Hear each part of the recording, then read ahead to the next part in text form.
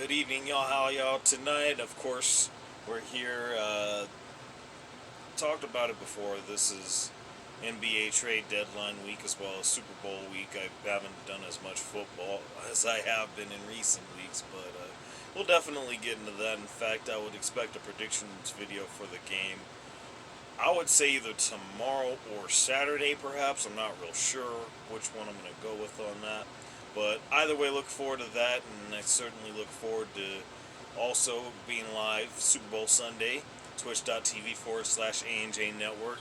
Link is in the description down below, and of course, look forward to seeing y'all there. But with that in mind, we're going to actually jump right into things. Like I said, we're going to talk a lot about NBA trades this week, especially with the deadline having come and gone, and a lot of things have happened, especially as we get in the main topic. I mean, there's so much. It's just I'm not even sure how I'm able to make sense of it, and I'm pretty sure if you've seen, you understand why. But we'll just jump right into things. We're going to talk a little bit about DeAndre Hunter here, actually. Now formerly of the Atlanta Hawks, now of the Cleveland Cavaliers, was actually sent in exchange for, guards Karis LeVert and actually it was one guard, Karis LeVert, and forward George Niang, which is really interesting because I feel like I haven't heard as much about him since he came into the league. But nonetheless, I feel like this is really, really significant. People may not understand why as much, just given that the Hawks quite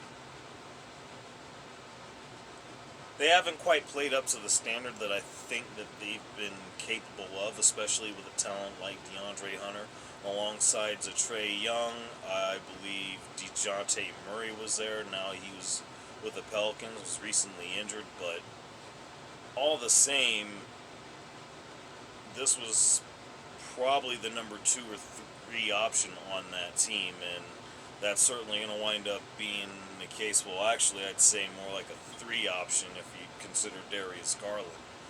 And, of course, number 1 being obviously Donovan Mitchell. But to me, this actually makes the Cavs that much more dangerous, especially in an Eastern Conference where you got the reigning and defending champion Boston Celtics, who literally have the entirety of their core having come back.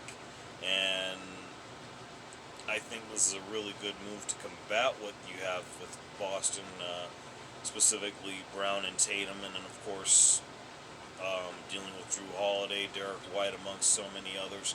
I think there's just something that this does. You've got an actual legit 3 that could actually play both the 3 and the 4, really. And again, guard the likes of a Brown and Jason Tatum. I mean, this is huge for all the right reasons, and especially with Cleveland being the best team in the Eastern Conference right now, you can't go wrong with a move like this. And I think this may actually end up helping the Hawks as well. If Karis LeVert still has anything to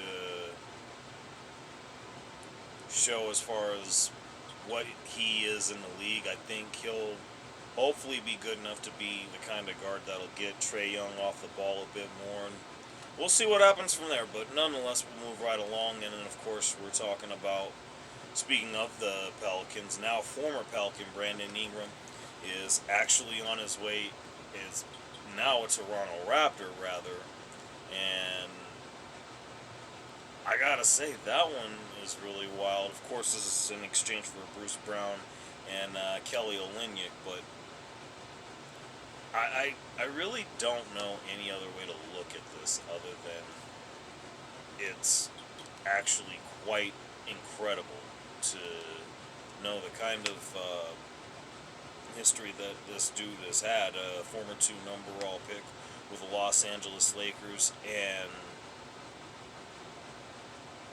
I don't know, it's just interesting because it's not that he's had issue with having traction. In fact, a lot of people would argue to a certain degree that he was probably the best player on the Pelicans, regardless of Zion Williamson. And there are a lot of instances where he had actually proven that, but of course not a lot of playoff success that would reflect in that. Now, will he see that going to Toronto? It remains to be seen. I'm not sure, he may or may not be a free agent upcoming this offseason, but if that's the case, it's definitely a move as far as getting his contract um, out of New Orleans. Of course, you won't have to worry about re-signing there.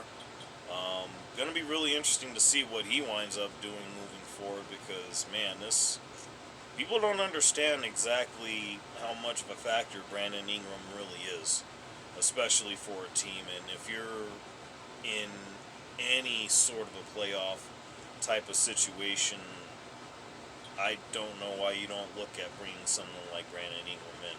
Maybe he winds up being in the buyout market. We'll find out in the coming days, but this one's really, really interesting to see. And just because of the fact that he's going to Toronto, I figure maybe somewhere like the Knicks or perhaps even Milwaukee, if they didn't make the move for Kyle Kuzma the way that they did, that probably would have made sense at one point or another. But we'll see what happens if he remains with Toronto or how any of that works out. But moving right along, I've definitely been meaning to get at this one, and I've kind of been waiting to see when this happened.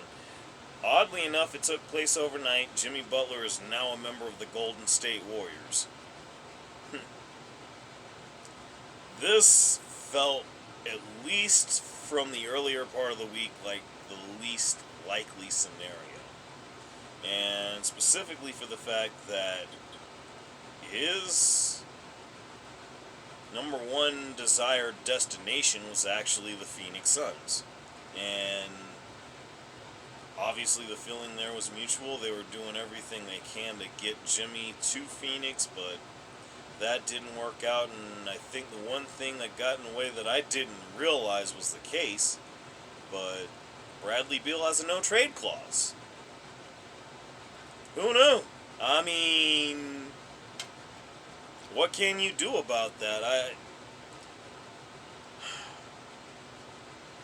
don't know. I'm just kind of wondering what it was to where he actually exercised that and would have likely have wound up going to South Beach. I mean, I don't know. That's just really wild. A lot of people seem to like the idea of playing in Miami. At least they did at one point. I don't know that that's necessarily been the same since LeBron left, but I don't know. I guess it depends on who you ask. It's really, really surprising that you don't have bigger name players going down to Miami, and I'm not really sure as to how or why that is the case. I mean, far be it for me to know anything about what the ongoings are with that, with Pat Riley and so forth, especially the legend that Pat Riley is. I'll never even act like I could lace his shoes on any level with that, because he's seen more championships than I'll ever hope to catch in a display case. I don't know. The point I'm trying to make here, I guess, is the fact that Jimmy wanted out as badly as he did, to the point to where he went through not one, not two, but 3 different suspensions along the way. I mean, that to me is just, that's something else in and of itself to begin with. But either way, we'll see how it works out with the Warriors. I mean, there was a lot of talk about them trying to get Kevin Durant over there. He doesn't seem to want to go. Yeah, it's going to be really, really interesting. I'm not sure what else to say right now. It's really, really wild. Again, it was just the least likely scenario as far as I could tell, but it wound up working out the way that I guess the Golden State Warriors wanted it to. I don't know. It's real tricky, but like I said, I just can't wait to see what the actual outcome of this is going to be, you know. I mean, I've been known to be a bit of a Jimmy Butler fan. I still am to a certain degree. I mean, hopefully it works out to where he wins a championship there, but we'll see. Till then, y'all know what it is. Like, share, subscribe. Let me know what y'all think down below. And of course, this has been your time with A and J, and I appreciate you spending it here.